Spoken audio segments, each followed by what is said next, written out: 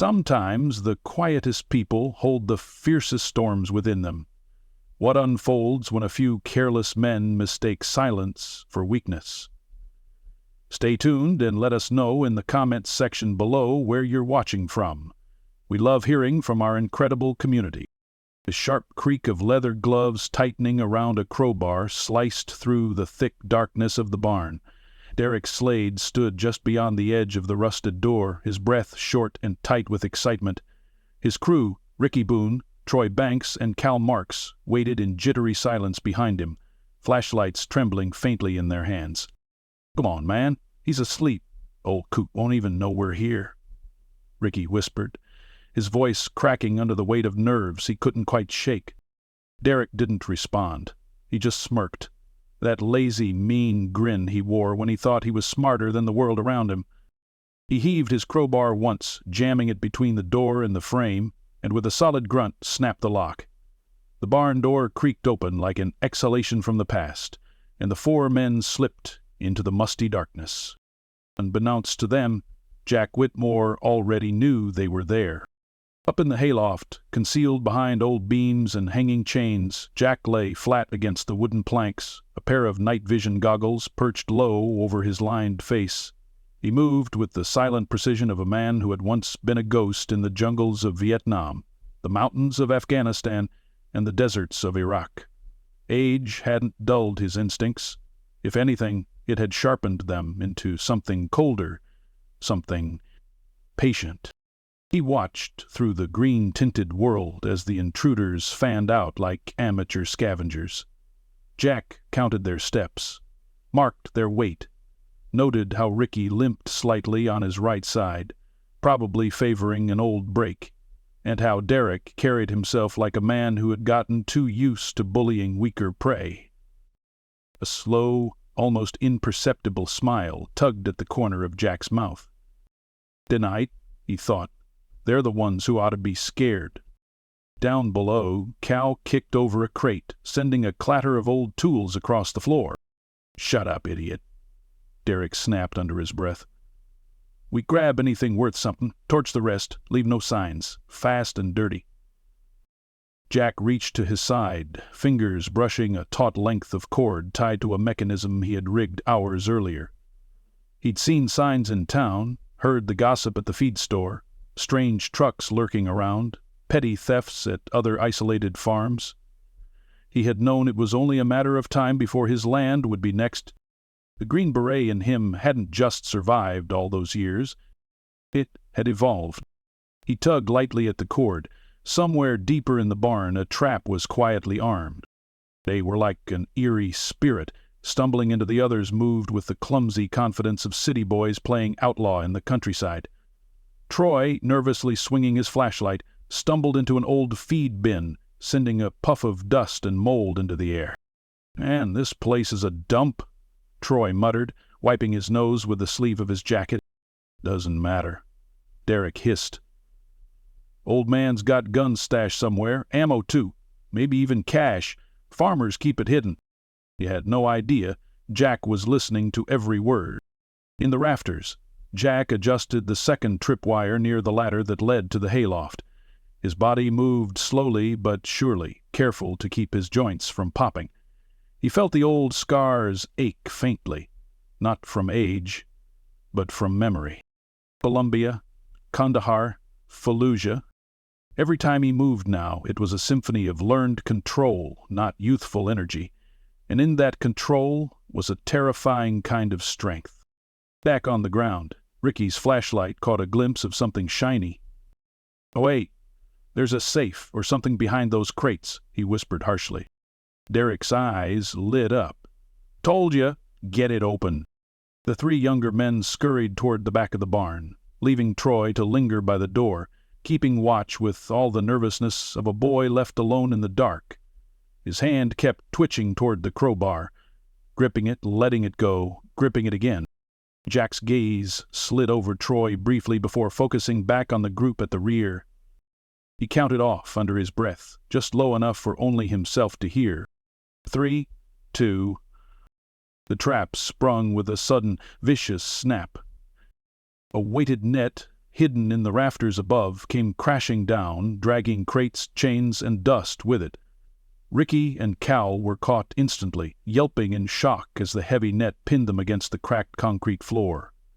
Derek managed to stumble backward, just missing the edge of it, but not without dropping his flashlight, which clattered into the shadows. "Oh, what the hell?" Ricky shrieked, struggling beneath the net, his voice high and panicked. Troy's head jerked around at the noise, and that's when Jack dropped silently from the loft, landing in a crouch just yards away from the stunned lookout. Troy's mouth fell open, the crowbar clattering from his fingers. Jack straightened slowly. The night vision goggles were gone now, revealing a face etched by time, but as hard as the steel beams around him. His eyes, sharp, calculating, unflinching, fixed on Troy. "You wouldn't decide? I suggest you run," Jack said, his voice calm, quiet, and unmistakably dangerous. Troy didn't need to be told twice. He bolted for the barn door, his boots slipping on the dusty floor. He slammed into the half-open door with a grunt, disappearing into the night, without a second glance back. Jack turned toward the other two trapped men. Derek, teeth bared in frustration, was scrambling to help Ricky and Cal out from under the net, but his efforts were sloppy, desperate. "You boys should have done your homework," Jack said, moving forward with the deliberate stride of a man who feared absolutely nothing. Derek yanked a knife from his belt, a cheap switchblade, and waved it in Jack's direction. "Back off, old man," he snarled. Jack didn't slow down. He didn't flinch, didn't even blink. Instead, he reached into the inner pocket of his jacket and drew a slim, custom-made baton. With a quick flick, it extended into a steel rod. "You're trespassing," Jack said, his voice low. "You broke in. That gives me options." Derek hesitated just a second too long, a second Jack didn't waste. "Hey, Mo, not like an old man. Not even like a young man." Jack moved like something ancient and lethal, like the last wolf in a forest full of sheep. In 3 efficient steps he was inside Derek's guard, knocking the knife away with a crack of his baton, then driving the tip into Derek's ribs hard enough to send the thug sprawling to the ground. Ricky whimpered beneath the net. Cal tried to crawl free, only to find a boot planted squarely between his shoulder blades, pinning him.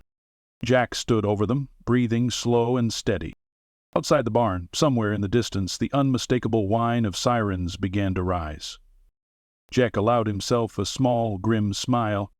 He hadn't called 911. But he knew the neighbors were light sleepers, and the second Troy had gone screaming through their front yard, they'd called in the cavalry. Jack's gaze swept over the broken, battered figures at his feet. Oh, had it? Still every bit the Green Beret he used to be. And tonight the lesson was simple. Some men may grow old, but they never grow soft. The sirens grew louder as Jack moved to secure the scene. Calm as a man patching a fence, he reached down and tightened the heavy-duty zip ties he'd pulled from his belt. Derek struggled, grunting like an animal caught in a snare, but Jack's hands were methodical, unshaken by the younger man's thrashing. "You're making it worse for yourself," Jack muttered, cinching the tie around Derek's wrists with a practiced pull.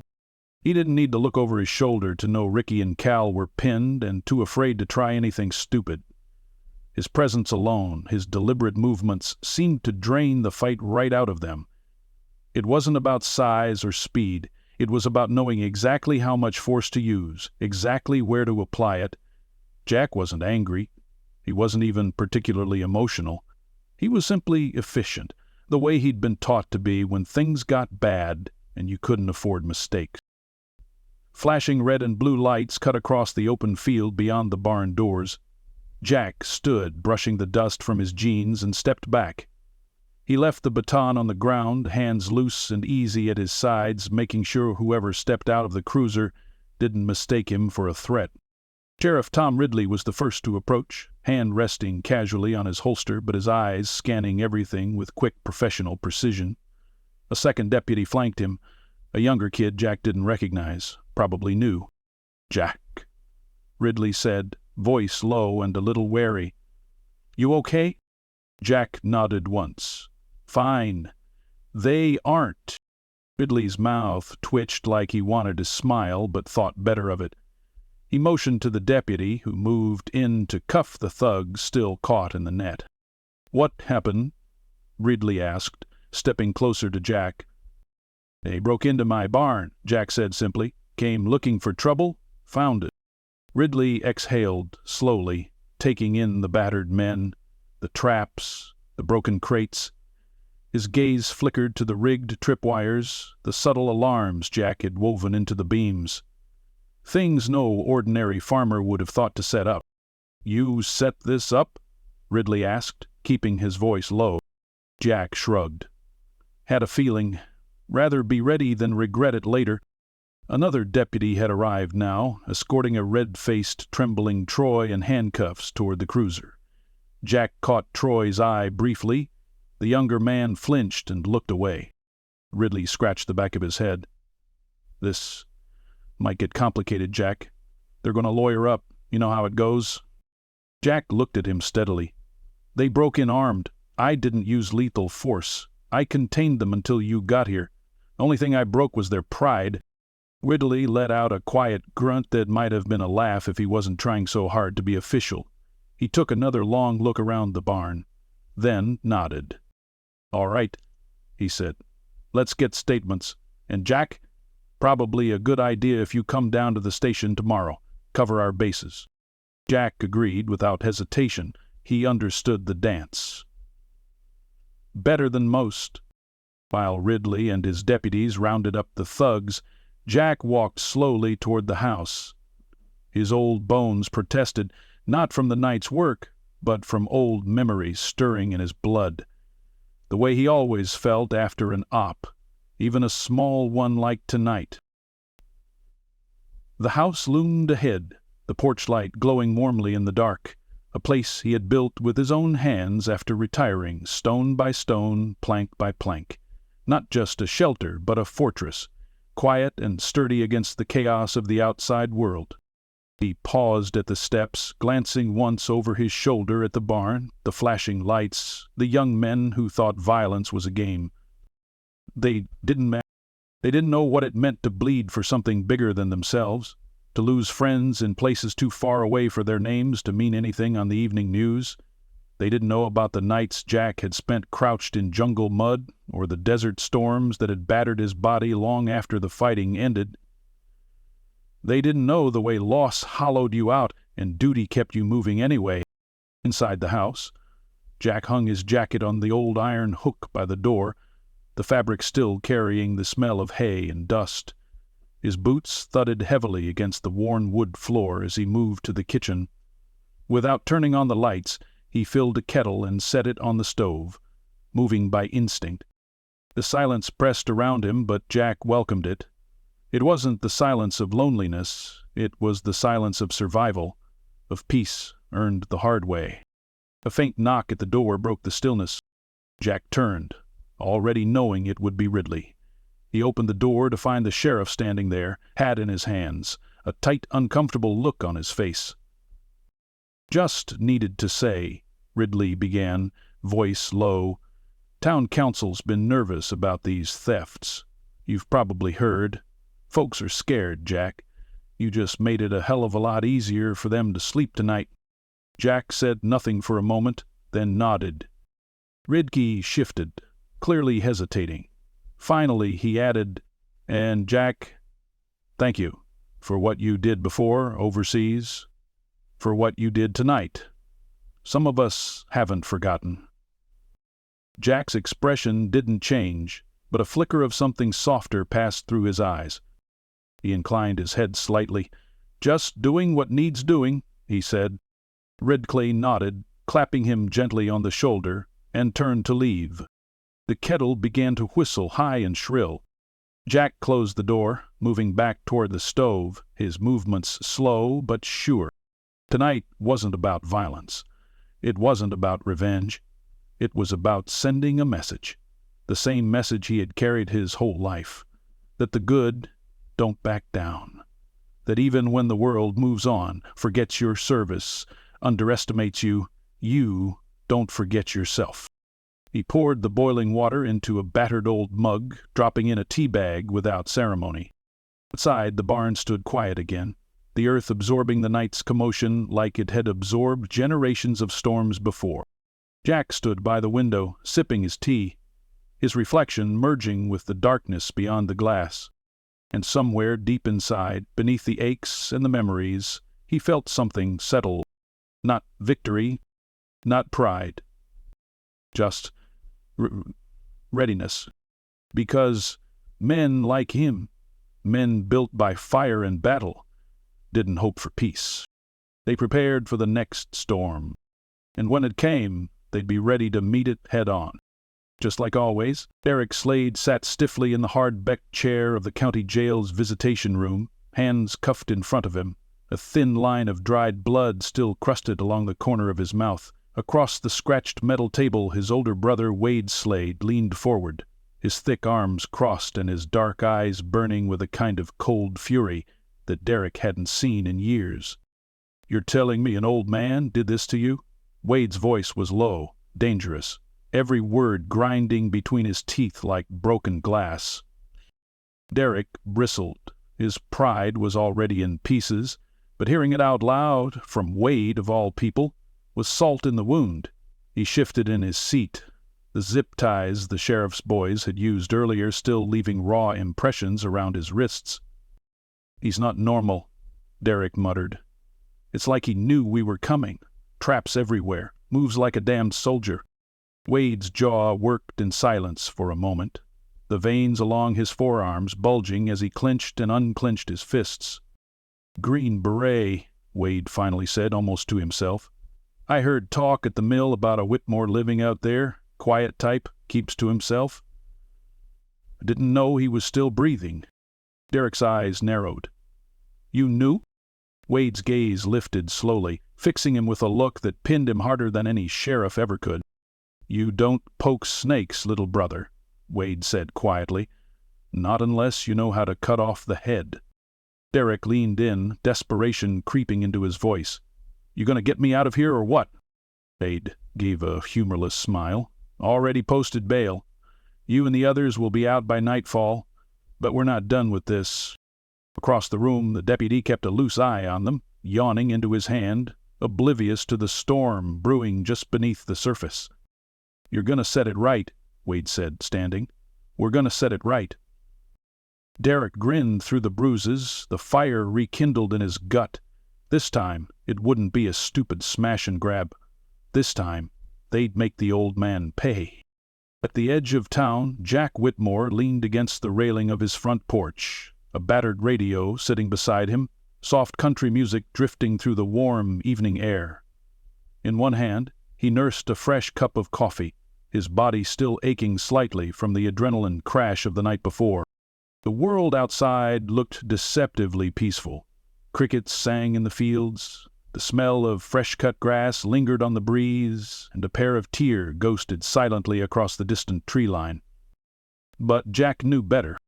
Experience had taught him that men like Derek Slade didn't crawl away licking their wounds. They plotted, they festered, and they came back, twice as stupid and 3 times as dangerous. He sipped his coffee slowly, eyes half-lidded but alert. He'd spent the morning reinforcing his defenses, checking the traps that hadn't been sprung, layering the property with more warnings, both subtle and not.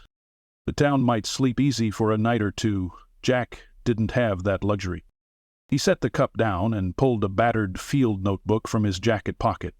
It was old, the leather cover worn smooth by decades of use, but the pages inside were filled with the kind of knowledge that didn't age. Field fortifications, ambush tactics, psychological pressure points. Not because he was looking for a fight, but because it would be coming to him. The sharp crunch of tires on gravel pulled his attention to the drive. A county cruiser rolled up slowly, the headlights dimmed, and Sheriff Ridley stepped out, adjusting his belt with a grunt. "Evening, Jack," Ridley said, his tone cautious. Jack nodded once. "Even, Tom." Ridley approached the porch, stopping at the bottom of the steps, hat in his hand. "Thought you should know." "Boys are out on bail," Ridley said. "Town council wasn't thrilled, but nothing we could do about it. Judge ruled it as a low-flight risk." Jack said nothing. He hadn't expected anything different. Ridley shifted awkwardly, glancing toward the barn before lowering his voice. "Oh, and word is, they're not taking it well." Jack allowed himself a dry chuckle. "Didn't expect a thank-you card." Ridcully didn't laugh. His face stayed grim. "Just be ready," he said finally. "I'll have a deputy swing by tonight, do a few passes. But you know how it is, we can't post a guard out here." Jack's mouth quirked into a humorless smile. "Wouldn't matter if you did." Ridcully lingered a moment longer, as if wanting to say more, then thought better of it. He tipped his hat, climbed back into his cruiser, and rumbled away down the drive, leaving Jack alone with the falling night. Jack turned back to the house, moving with slow deliberation. Inside, he opened the cabinet beneath the stairs, a cabinet that didn't appear unusual, unless you knew what you were looking for. He pulled out a locked trunk, spun the combination without even thinking, and lifted the lid. Inside, nestled among old photos and yellowed letters, lay the tools of a younger, deadlier man. A weathered N1911 pistol, meticulously maintained. A combat knife, still razor-sharp. Coiled paracord, signal flares. A handful of devices whose designs had been born in desperation and perfected in war zones. Jack sat back on his heels, looking down at the arsenal with a heavy heart. He didn't want to use these things again. But want had nothing to do with survival. As he worked, reloading magazines, testing the weight of the knife in his hand, he found his mind drifting back, not to the firefights, not to the missions, to the faces of the men he had led, the brothers he had buried under foreign skies. He worked faster. By the time the moon rose high over the trees, Jack was ready. He killed the house lights and moved into the fields, silent and watchful. He knew the land better than anyone. Every hollow, every ditch, every tangled stretch of brush, it was his battlefield now. And when they came, because they would come, it would not be Jack Whitmore caught unawares. It would be then. He crouched behind a thicket, blending into the shadows, his breath slow and steady. The night air shifted, carrying with it the faint scent of diesel and cigarette smoke. Jack smiled grimly to himself. Right on schedule. Out beyond the barn, 2 pickup trucks coasted to a stop, their engines cutting out, their headlights extinguished. 4 figures climbed out, moving low and quick across the field.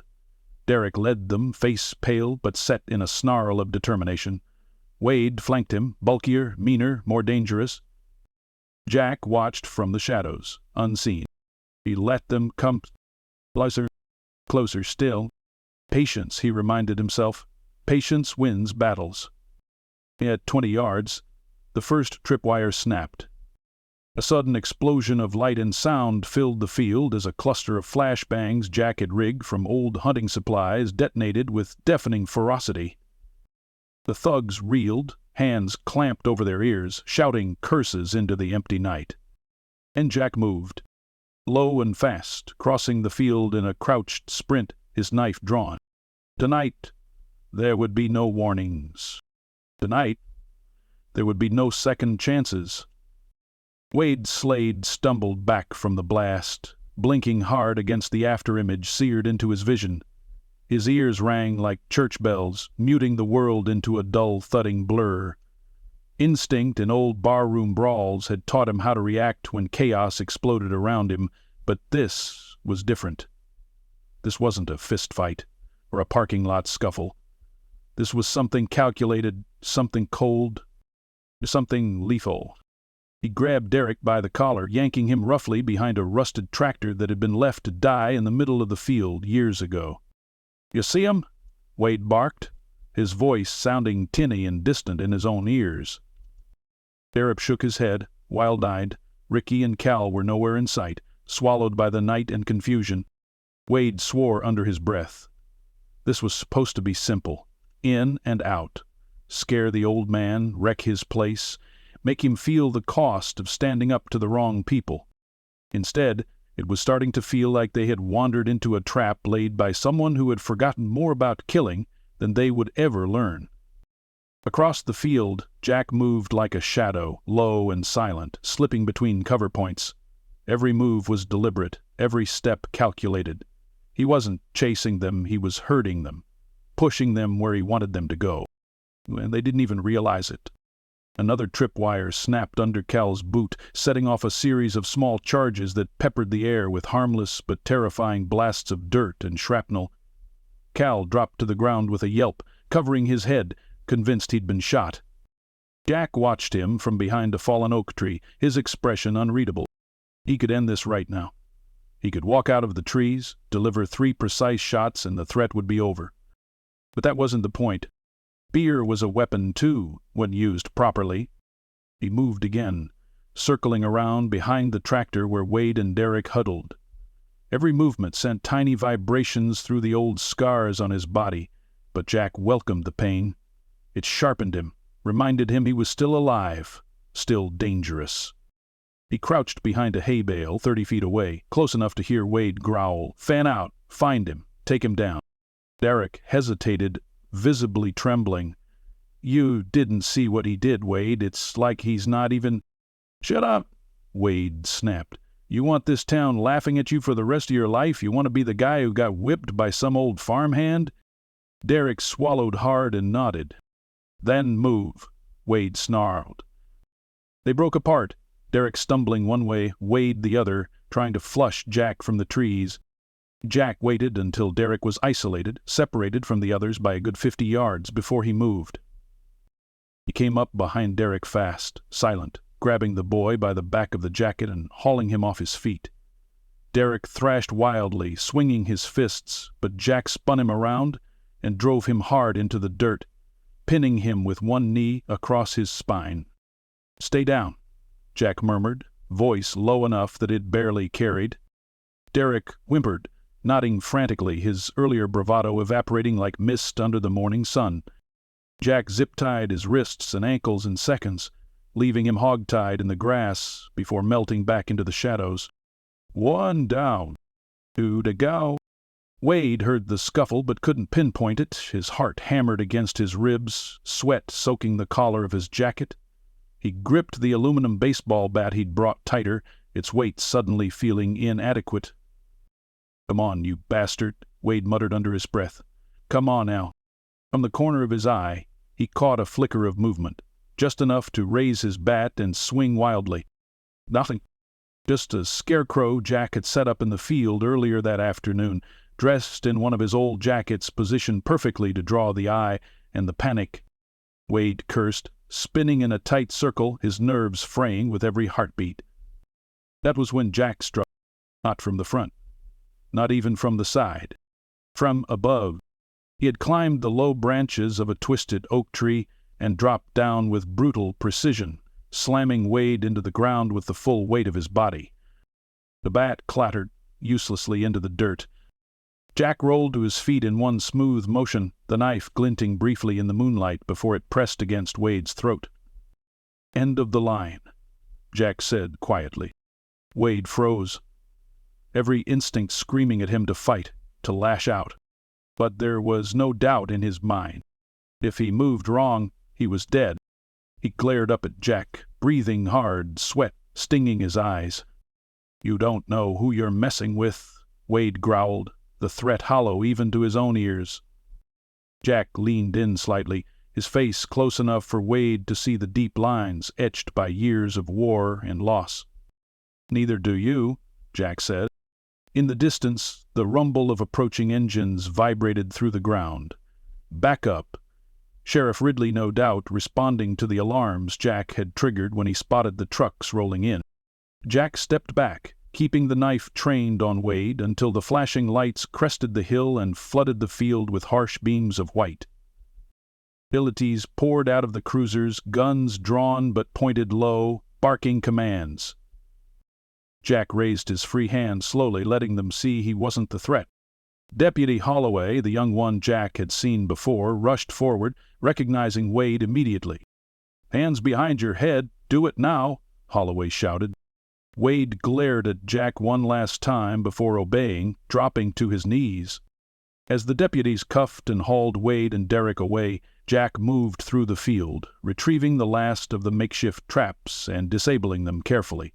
He worked methodically, his body tired, but his mind still razor-sharp. Sheriff Ridley approached, shaking his head in disbelief. "Old town's going to be talking about this one for a long time," Ridley said. "You all right, Jack?" Jack nodded once, brushing dust from his sleeves.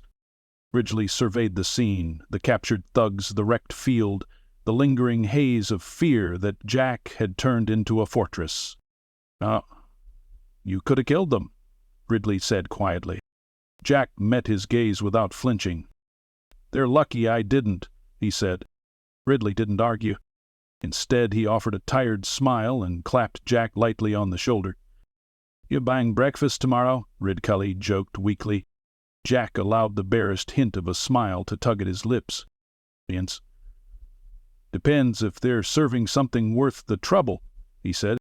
As the cruisers pulled away, the field returned to silence, the night folding itself back into the dark embrace of the countryside. Jack stood alone for a moment longer, staring out into the night. He wasn't a hero, he wasn't a vigilante. He was just an old man, but he was also a soldier, and no matter how many years passed, no matter how many scars he carried, Jack Whitmore would always know how to defend what mattered. That was something no thug could ever take away. The sun was only just beginning to rise over the fields, casting long golden beams through the morning mist. Jack Whitmore stood by the broken fence line at the edge of his property, surveying the aftermath of the night's battle. In the soft hush of dawn, it felt like the world was holding its breath, waiting for the scars of violence to heal. He worked in silence, his body moving on pure instinct. The crowbar the thugs had abandoned was used now to reset the fence posts they had trampled in their frantic rush to escape. His hands were raw, his back ached, but Jack welcomed the burn. It was honest work he could control. Unlike the battles fought in the jungles of Cambodia or the caves of Tora Bora, this was a kind of damage he could mend with his own two hands. A battered pickup truck rumbled down the gravel driveway and pulled up by the house. Jack turned just enough to see Sheriff Ridley step out, carrying a brown paper sack and a styrofoam coffee tray. He didn't wave, didn't smile. He just walked up, setting the bag down on the tailgate of Jack's old Chevy. "Figured you wouldn't leave your land even for breakfast," Ridley said. Jack grunted, finishing pounding the post into place before wiping his hands on his jeans. "Figured right," Jack said. Ridley pulled 2 coffees from the tray, handing one over. "There'll be a rain today," Ridley said after a moment. "Judge is old school. He's not going to take kindly to their little stunt." Jack took a slow sip of the coffee. It was hot and terrible, just the way he liked it. "Then they'll get what they earned," Jack said quietly. Ridcully leaned back against the truck, looking out across the fields. "You could press charges too," Ridley said. "Personal ones, property damage, assault." Jack considered it, thought about what it would mean to drag this fight into courtrooms and headlines, to be the old man who refused to let things go. He shook his head slowly. "They're not worth the ink," he said. "Better they sit in a cell wondering how a farmer put them there." Ridley chuckled low in his throat. "You're a piece of work, Whitmore." Jack didn't argue. For a while, they stood there in companionable silence, the cool air thick with the smell of dew and churned-up earth. "You ever think about leaving?" Ridley asked finally. "Packing up? Starting somewhere new?" Jack took another long sip, thinking. "I left once," Jack said. "Left 100 places. Never stuck. This land, this is mine. I built it. Fought for it. Buried too many memories in it to walk away now." Ridkiller nodded slowly, understanding. "You're not alone, you know," Ridley said. "Town's behind you?" Jack's mouth twitched into the barest hint of a smile. "Tom didn't have my back overseas," he said, "but I appreciate the thought." Ridcully sighed, pushing off the truck. "You ever need anything, Jack, you call," he said. "You earned that much." Jack watched him climb back into the cruiser and drive off, the sound of gravel crunching under tires fading into the distance.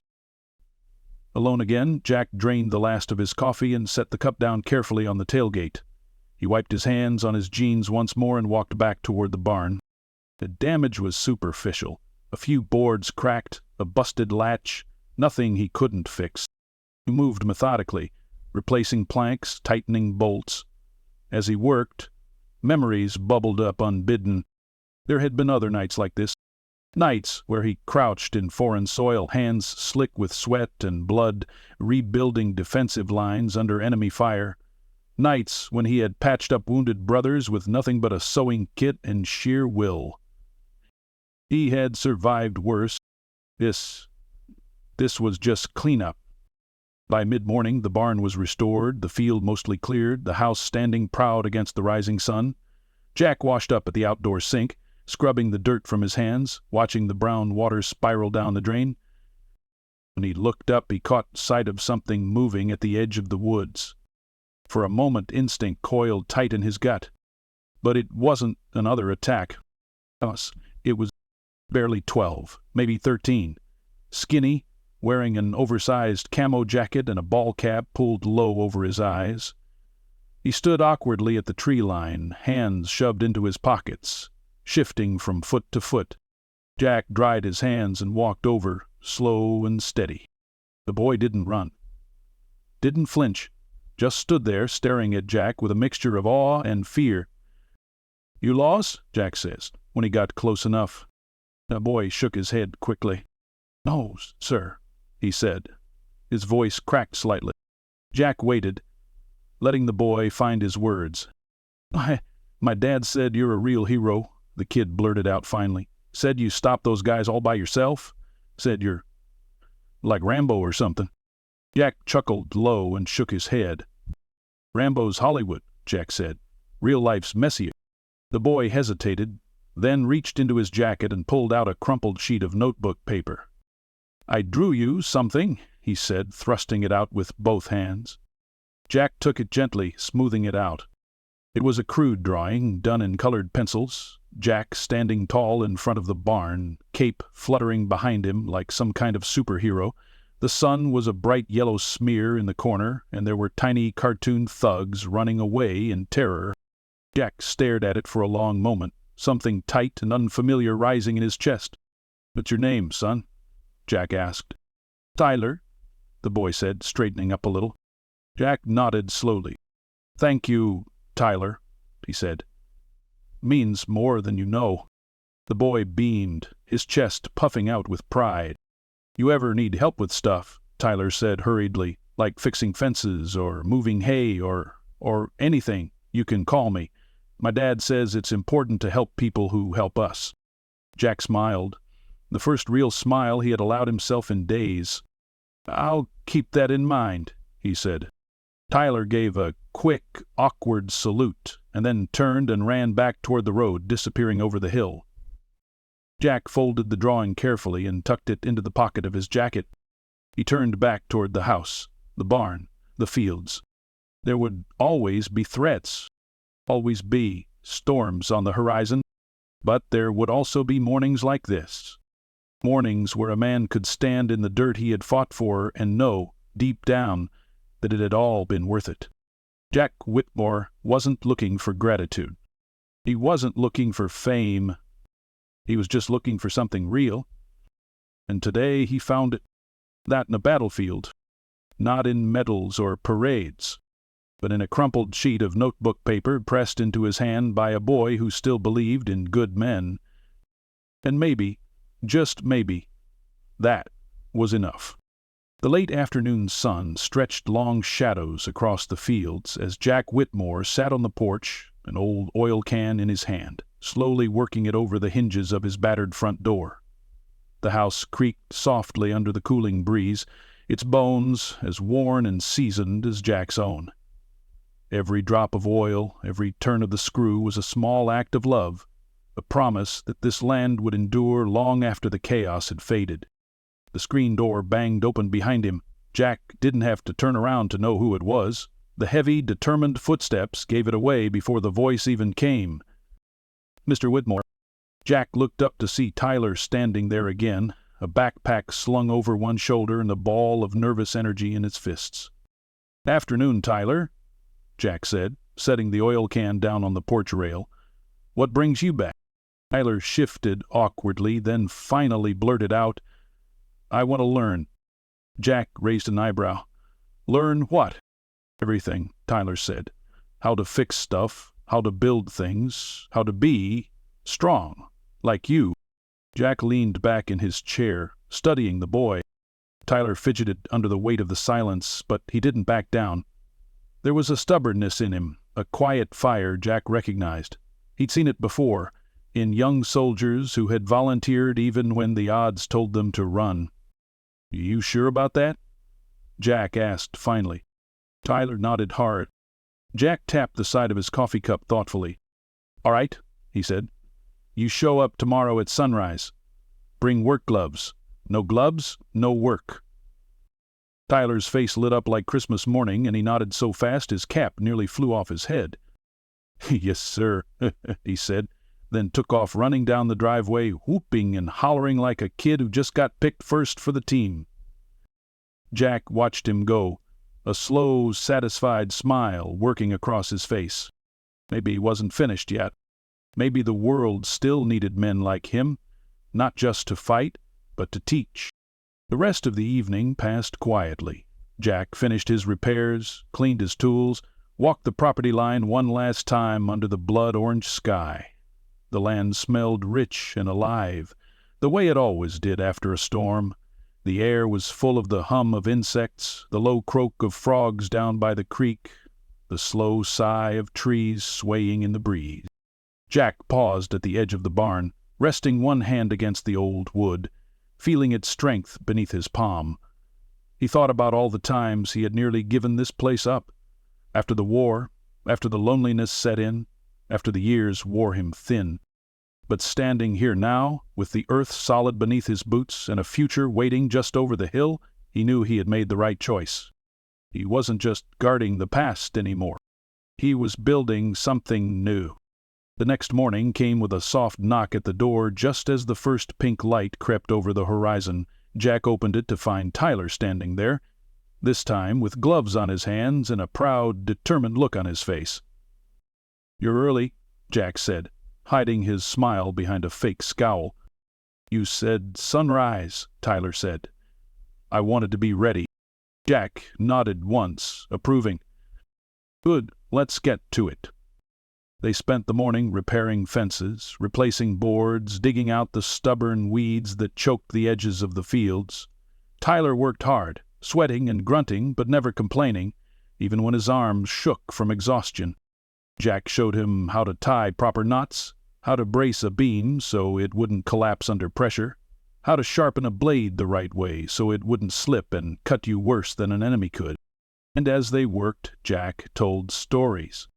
Not the gory ones, not the ones soaked in blood and regret, the good ones.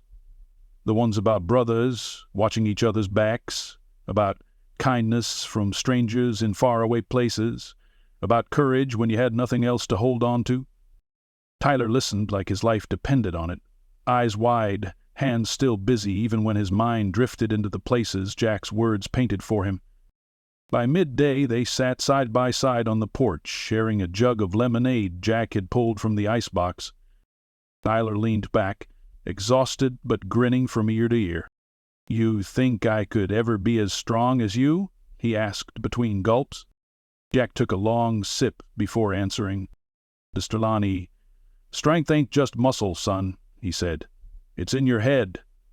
It's in what you stand for. It's in what you're willing to protect." Tyler nodded solemnly, the weight of the words settling deep into his bones. Jack looked out across the fields, his gaze lingering on the horizon, where the hills rolled away into forever. He thought about all the men he had served with, men who had stood their ground against impossible odds, men who had given everything they had without hesitation. And he thought about how all of it, the sacrifice, the loss, the hard-won peace, would mean nothing if no one carried it forward. Maybe this was how you kept it alive. Not with medals or speeches, but with hands in the dirt, with lessons passed from one set of calloused palms to the next, with kids like Tyler learning that true strength came not from taking, but from protecting, from building, from standing up when it mattered. The sound of tires crunching down the driveway pulled Jack from his thoughts. He turned to see a few pickup trucks pulling in, neighbors, townsfolk he knew by name but had never been particularly close with. They stepped out awkwardly, hats in hands, faces sheepish but determined. Mason Tucker, the old hardware store owner, was the first to speak. "Figured we owed you one," Mason said. "After what you did. We're here to help fix whatever got broke." Jack opened his mouth to protest, to tell them he had it handled, but the words died before they could form. Instead, he just nodded, feeling something swell in his chest that he hadn't felt in a long, long time. Gratitude. Not pity, not charity, just honest gratitude. The men fanned out, unloading tools and lumber, setting to work without needing to be told. Hammer strikes echoed across the fields, mixing with the laughter of shared labor, the easy rhythm of people coming together, not because they had to, but because they wanted to. Tyler jumped up and grabbed a hammer, running to join them.